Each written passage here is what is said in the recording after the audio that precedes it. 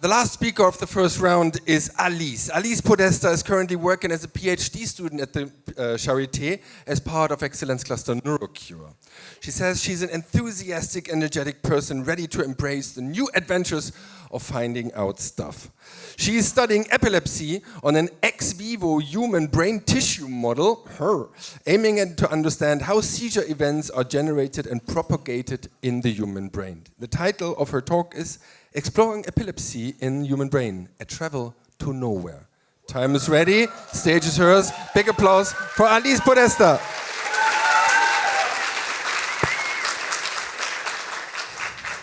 Thank you everybody for being here. I hope you are having a great time.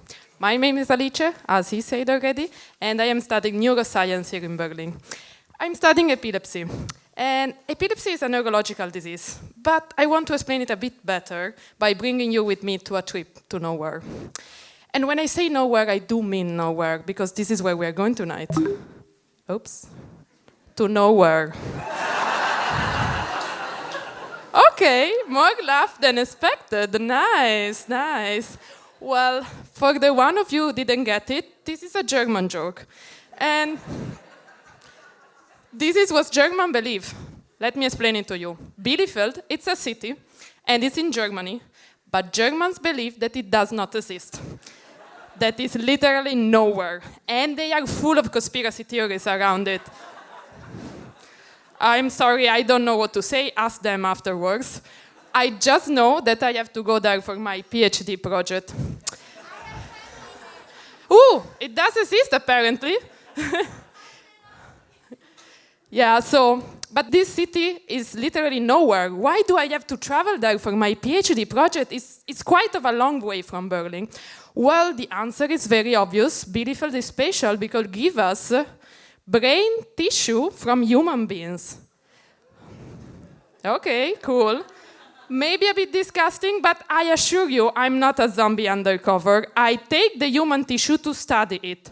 And this is quite unique. It's quite unique because it gives us the unique possibility of not using animals, mice, to study the human brain. We can start, whoops, you don't have to do this when you are in the surgery room. You can start the human brain in a real human brain. And this is very special, very unique for my field of study.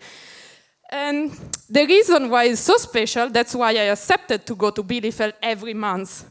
Because guys, this is literally my PhD project. Me, I have to go to take my cute little car, my bottle filled of physiological solution, and I have to travel all the way down to Bielefeld just to ask to a surgeon if I can please have that juicy piece of brain that is just extracted from the skull of somebody that is still alive afterwards, I swear. And then I have to turn around, go back to Berlin, and do experiments with it. This is my life. Fun. And at least I do have a car, because imagine if I have to do all this with Deutsche Bahn. Yes, I know.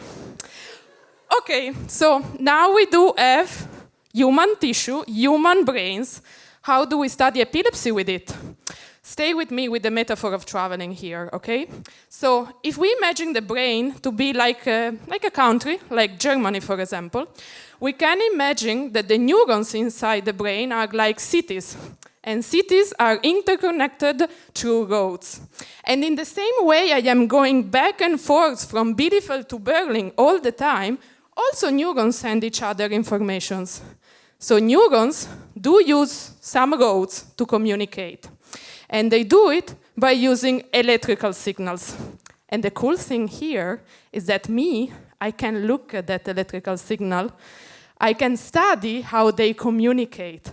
And in a normal situation, something that looks more or less like this, everything is fine, everything is normal, that's how we think, that's how we move, that's how we enjoy the science slam, right? But when it comes to epilepsy, the situation gets a bit more chaotic than that. Because epilepsy is like a huge traffic jam in the roads of neurons, okay? It's like a huge wave of electrical signal that is passing across your brain and is creating a lot of problems for patients, for people that do have epilepsy. So what do we want to do? We want to study it. We want to cure it.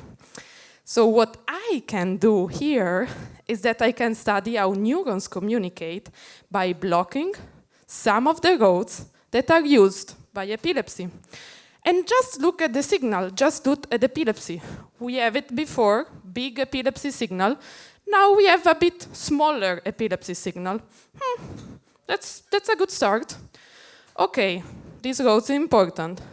What I can do is that I can not only block one single road, I can try to block more than one and see again what happened at the signal.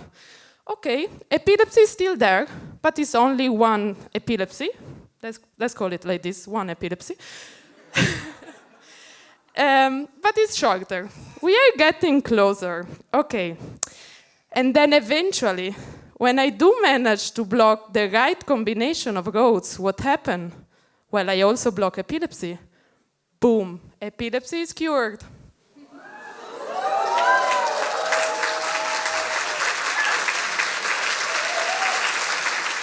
Well, that's not actually how it works. My finding will not find a cure for epilepsy tomorrow, and probably will also not find a cure for epilepsy the day after. But they're telling us something very important, something about the roads that epilepsy used to communicate. So, which roads we should try to block to find a cure for epilepsy. So they will find the knowledge that will bring up a step closer to the cure for epilepsy. Because this is science. It's just a small step that will make a huge difference in the future. Because in the future, we will find the cure. So, and all this knowledge was acquired just thank you to the fact that we went to Bielefeld to take a small piece of human brain with a little trip to nowhere.